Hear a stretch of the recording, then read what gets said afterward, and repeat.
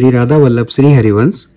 पिछले 3 दिनों से मैं उज्जैन गया हुआ था, इसलिए आप लोगों के लिए वीडियो नहीं डाल पाया, पर कोई नहीं। आज हमारा पाठ 15 है, जिसमें कि युधिष्ठिर जी का भीष्म जी के पास जाना और भगवान श्री कृष्ण की स्तुति करते हुए भीष्म जी का प्राण त्याग करना, यह प्रसंग आज का अध्याय में हम कवर करेंगे। अगर आपको नहीं पता तो हम डेली एक पाठ अपलोड करते हैं यूट्यूब पर, जिसमें कि श्रीमद् भागवत का एक अनमोल पाठ होता है, जो कि जब तक पूरी भागवत समाप्त नहीं हो जाती है तब तक हम लोग यह एक पाठ डेली करते रहेंगे। जय श्री कृष्ण। शुरू करते हैं। सूत जी कहते हैं, इस प्रकार राजा युधिष्ठिर प्रजाद्रोह से भयभीत हो गए।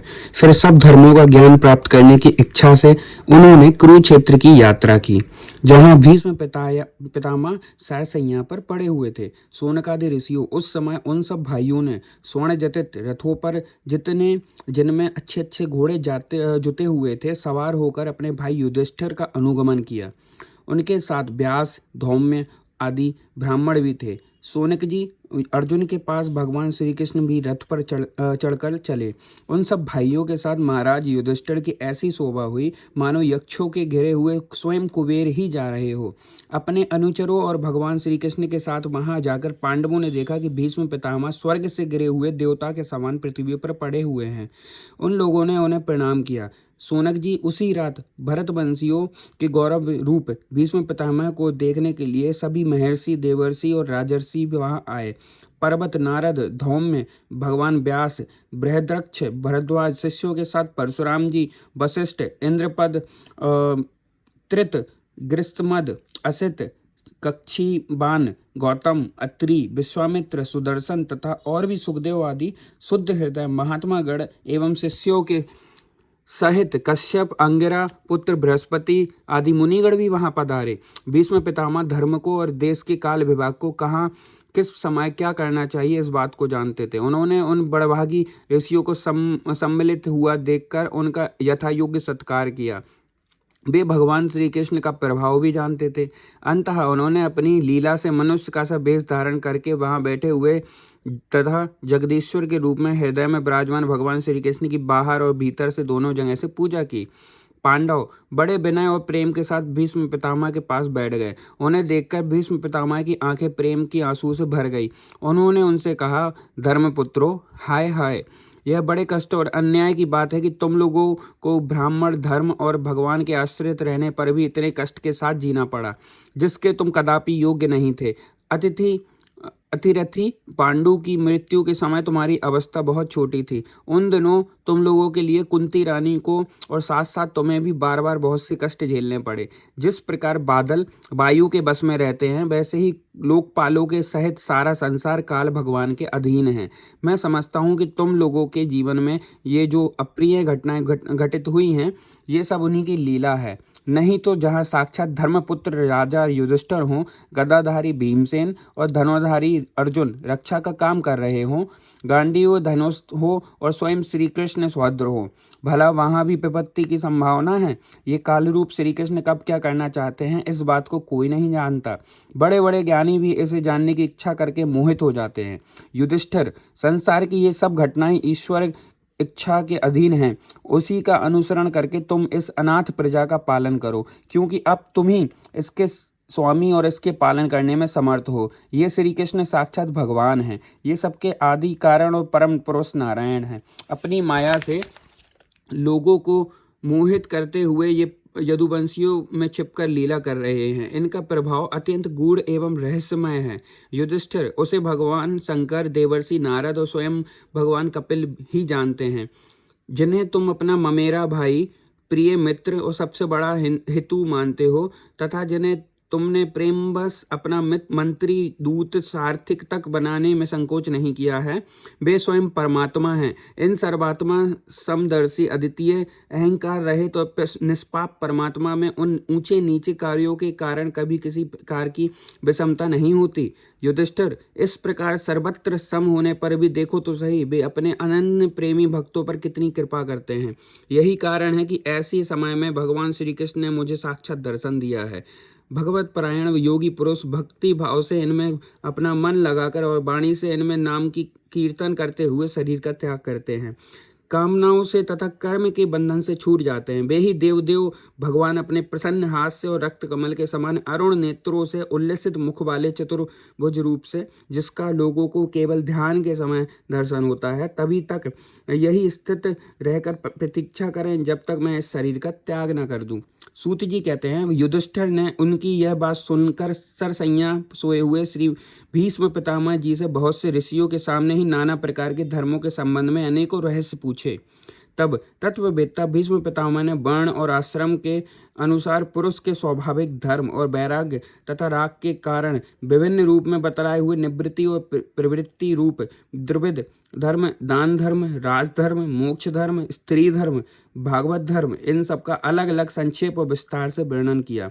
सूनक जी इनके साथ ही धर्म, अर्थ, काम, मोक्ष, इन चारों पुरुषार्थों का तथा इनके प्राप्ति के साधनों का अनेकों उपाख्यान और इतिहास सुनाते हुए विभाग सह वर्णन किया। भीष्म पितामह इस प्रकार धर्म का प्रवचन कर ही रहे थे कि वह उत्तरायण का समय आ पहुंचा, जिसे मृत्यु को अपने अधीन रखने वाले भगवत परायण योगी लोग चाहा करते हैं। उस समय हजारों रथियों के नेता भीष्म पितामह ने वाणी का संयम करके मन को सब ओर से हटाकर अपने सामने स्थित आदि पुरुष भगवान श्री कृष्ण में लगा दिया। भगवान श्री कृष्ण के सुंदर चतुर्भुज विग्रह पर उस समय पीताम्बर फहरा रहा था।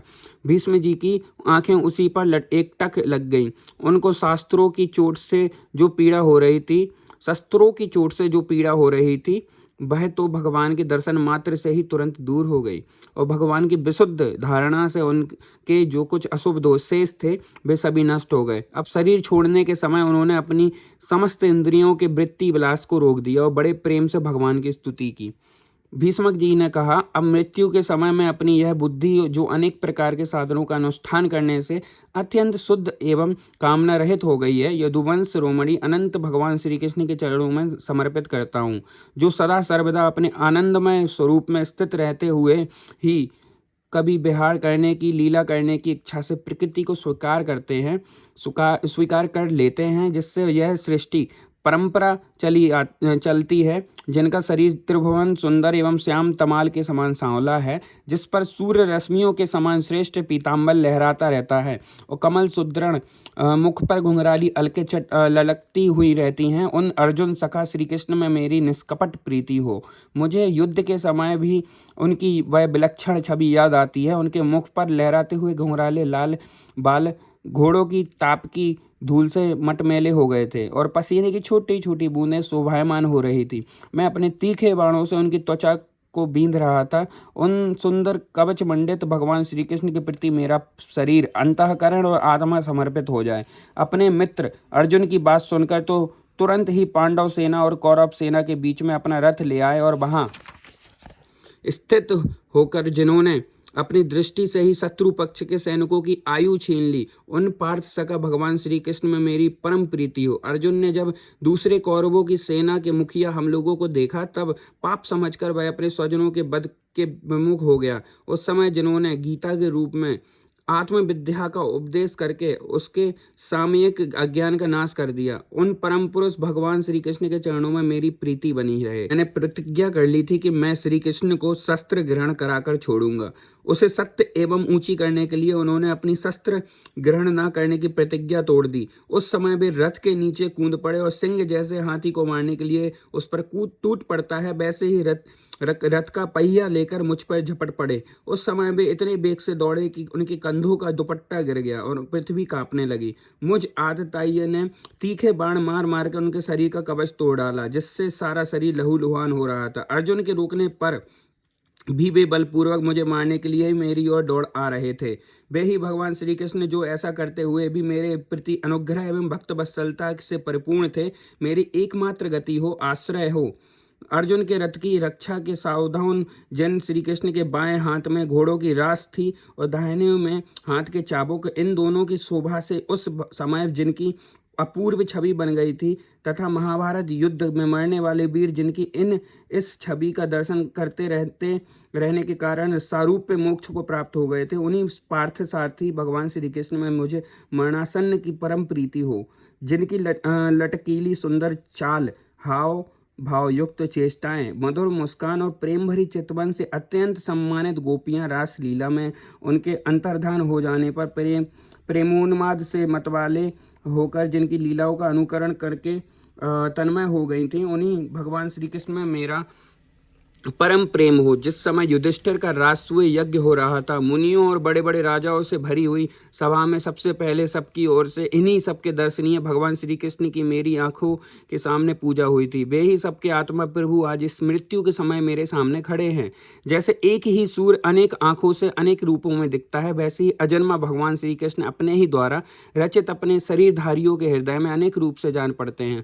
वास्तव में तो एक और सबके हृदय में विराजमान है ही। उन्हीं इन भगवान श्री कृष्ण को मैं भेद भ्रम से रहित होकर प्राप्त हो गया हूँ। सूत जी कहते हैं, इस प्रकार भीष्म पितामह ने मन और वाणी दृष्टि की वृत्तियों से आत्मस्वरूप भगवान श्री कृष्ण में अपने को लीन कर दिया। उनके प्राण वही विलीन हो गए और वे शांत हो गए। उन्हें अनंत ब्रह्मलीन जानकर सब लोग वैसे ही चुप हो गए जैसे दिन के बीत जाने पर पक्षियों का कलरव शांत हो जाता है। उस समय देवता और मनुष्य नगारे बजाने लगे। साधु स्वभाव के राजा उनकी प्रशंसा करने लगे और आकाश से पुष्पों की वर्षा होने लगी। सोनक जी युधिष्ठिर और उनके मृत शरीर की अंत्येष्टि क्रिया कराई और कुछ समय के लिए शोकमग्न हो गए। उस समय मुनियों ने बड़े आनंद से भगवान श्री कृष्ण की उनके रहस्यमय नाम ले लेकर स्तुति की। इसके पश्चात अपने हृदयों को श्री कृष्णमय बनाकर वे अपने अपने आश्रमों को लौट गए। तदंतर भगवान श्री कृष्ण के साथ युधिष्ठिर हस्तिनापुर चले आए और उन्होंने वहां अपने चाचा धृतराष्ट्र और तपस्विनी गंधारी को दानस बनाया और फिर धृतराष्ट्र की आज्ञा और भगवान श्री कृष्ण की अनुमति से समर्थ राजा युधिष्ठिर अपने वंश परंपरागत साम्राज्य का धर्म पूर्वक शासन करने लगे। जय श्री कृष्ण।